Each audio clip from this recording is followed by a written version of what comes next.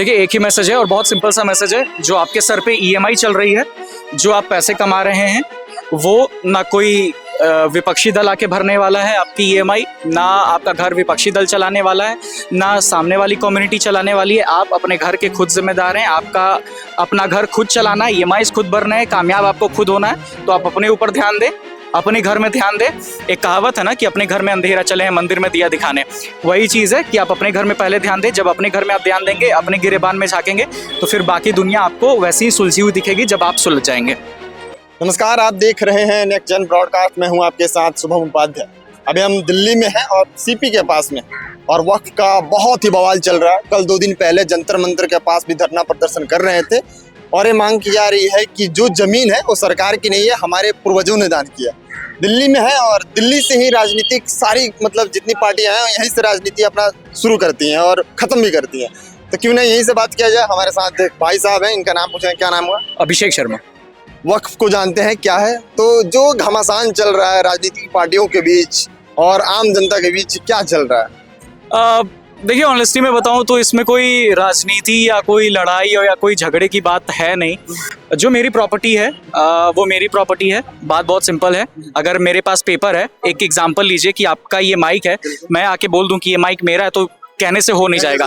आपके पास इसका बिल होगा, जहां से आपने खरीदा होगा, उसकी पर्ची होगी, वो आपके पास होगा, उसके डॉक्यूमेंट्स आपके पास होंगे। अगर जो जमीन मेरी है उसका डॉक्यूमेंट्स अगर मेरे पास है तो फिर ठीक है ना, वो जमीन मेरी होगी। अगर आप आके क्लेम करोगे कि नहीं नहीं ये मेरा है, तो आप प्रूफ कर दो। अगर आपने प्रूफ कर दिया, आप ले जाओ। लेकिन जो all India Muslim personal law board है वो कहती है कि इसकी सुनवाई सुप्रीम कोर्ट में या हाई कोर्ट में नहीं होनी चाहिए। इसका जो अपना एक अलग कोर्ट है वक्फ का, वहां पे होना चाहिए। तो ये कितना सही?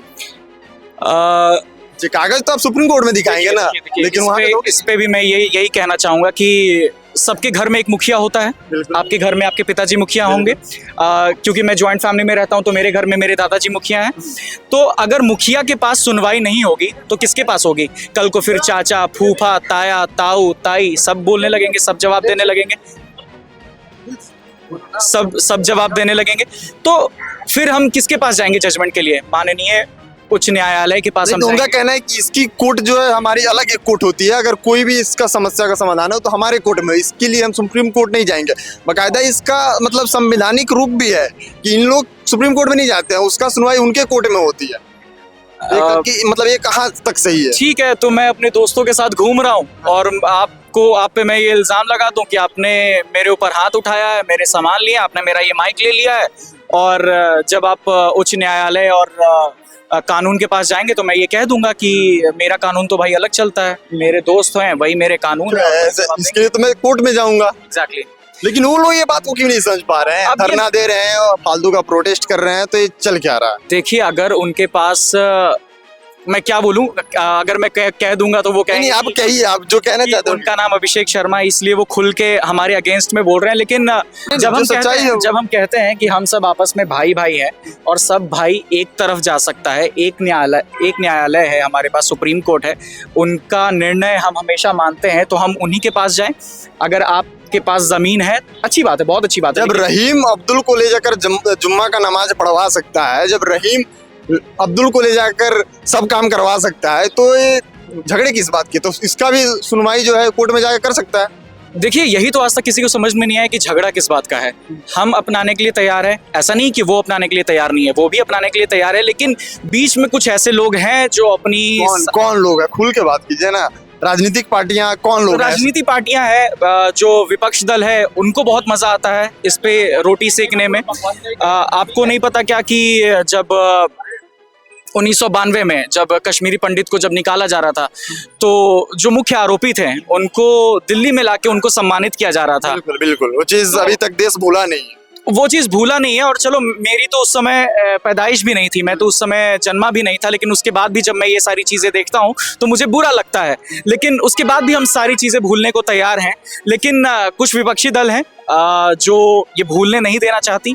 कुछ लोग हैं जो ये चाहते हैं कि नहीं, अभी भी देश में जो है वो 2 दल आपस में लड़ते रहें। लेकिन मुझे और मुझे इतना पता है कि मेरे बहुत अच्छे दोस्त भी हैं मुसलमान, जिन्हें मुझसे कोई दिक्कत नहीं है, मुझे उनसे कोई दिक्कत नहीं है। और अगर आप जब उनसे ऊपर कभी तक जाएंगे, आपके दोस्तों के बीच में कभी इस चीज को लेकर बातें हुई कि क्या ये सही है, गलत? कभी बात नहीं हुई, कभी बात नहीं हुई, क्योंकि हम ये समझते हैं कि ये इतना इंपॉर्टेंट टॉपिक है ही नहीं हमारे लिए कि हम लोग आपस में डिस्कस करें। इंपॉर्टेंस बहुत है, बहुत इंपॉर्टेंट। अच्छा, आपने कुछ दिन पहले सुना था कि अंबानी के अंटेलिया पे उन्होंने बोल दिया था कि वक्त का प्रॉपर्टी है। सुना था। देखिए शुभम, कहाँ से हैं आप? मैं तो ग्रेटर नोएडा। देखिए शुभम, आराम से रहिएगा, क्योंकि ये वीडियो पब्लिश होने के बाद कहीं ये भी ना हो कि आपका जो माइक, आपके शर्ट, आपके पैंट, आपकी ज़मीन, जहाँ पे आप रह रहे हो, जहाँ पे आप ऑफिस चला रहे हो, वो सब तो बोल दिया जाए कि वक्त पर किसी ना किसी का हो सकता है। तो पब्लिश बहुत आराम से कीजिएगा। नहीं, और मैं आराम से नाम जरूर कट कर दीजिएगा, क्योंकि कल को ये भी ना हो कि जो मेरी जमीन है वो भी उनकी हो जाए। ऐसा कुछ नहीं है। लेकिन अभी 2 दिन पहले जंतर मंतर के पास सारे लोग बैठे हुए थे और कह रहे थे कि हमारी पूर्वजों की जमीन है, इस पे सरकार का कोई रोल नहीं है और सरकार इसको हथियाना चाहती है। इस पे आप क्या कहना? ठीक है, ऐसा है, अभी सीपी में है, सीपी के पार्क है यहाँ सामने, मैं भी जाके बैठ जाता हूँ, मैं भी बैठ जाता हूँ, और मेरे जैसे कुछ दोस्त हैं वो भी बैठ जाएंगे, और वो भी कहेंगे कि जो मेरी ज़मीनें हैं वो सरकार ने हथिया ली है। तो मैं भी अपना एक बोर्ड बना लेता हूँ और मैं सरकार से मांग करता हूँ कि वो जो कुछ ज़मीनें हैं वो मुझे दे दे। बात तो यही है ना कि मैं तो किसी भी मैटर पे आप जाके बैठ सकते हो ना यार। आज़ाद भारत में उनके हिसाब से तो कहीं भी बैठ जाओ, बोल दो कि आज़ाद भारत में हो आप, आपको बोलने की आज़ादी है, तो आप कहीं भी बैठ जाओ और धरना दे दो। धरना देने का क्या, मैं यहाँ पे बैठ जाऊंगा और मैं एक मांग करने लगूंगा कि भाई यहाँ की जो रोड है वो अच्छी नहीं है, और यहाँ पे कल को मेरा एक्सीडेंट हो गया था, मैं धरना दे रहा हूँ क्योंकि सरकार की वजह से मैं गिर गया। जबकि सरकार कह रही है कि आप इसको धरना के माध्यम से नहीं सुलझा सकते, आप कोर्ट में आइए और कोर्ट में एविडेंस के साथ बैठिए, कागज दीजिए। 100 बात की एक बात, मेरी माँ यही कहती है कि इस दुनिया में कोई ऐसा मुद्दा नहीं जो बिना बात के सुलझाया ना जा सके। तो बात करके आपस में सुलझ सकता है, हाँ, लेकिन आप अननेसेसरी अगर आप कोर्ट करो, अननेसेसरी आप ये बयानबाजी करो कि ये जो ज़मीन है ये मेरी है, तो आपके कह देने से वो ज़मीन आपकी हो नहीं जाएगी।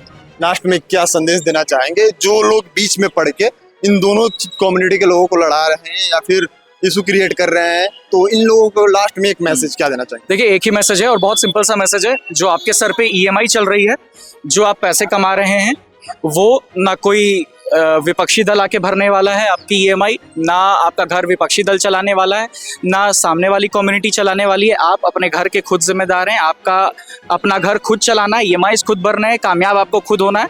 तो आप अपने ऊपर ध्यान दें, अपने घर में ध्यान दे। एक कहावत है ना कि अपने घर में अंधेरा चले हैं मंदिर में दिया दिखाने, वही चीज़ है कि आप अपने घर में पहले ध्यान दें। जब अपने घर में आप ध्यान देंगे, अपने गिरेबान में झांकेंगे, तो फिर बाकी दुनिया आपको वैसे ही सुलझी हुई दिखेगी जब आप सुलझ जाएंगे।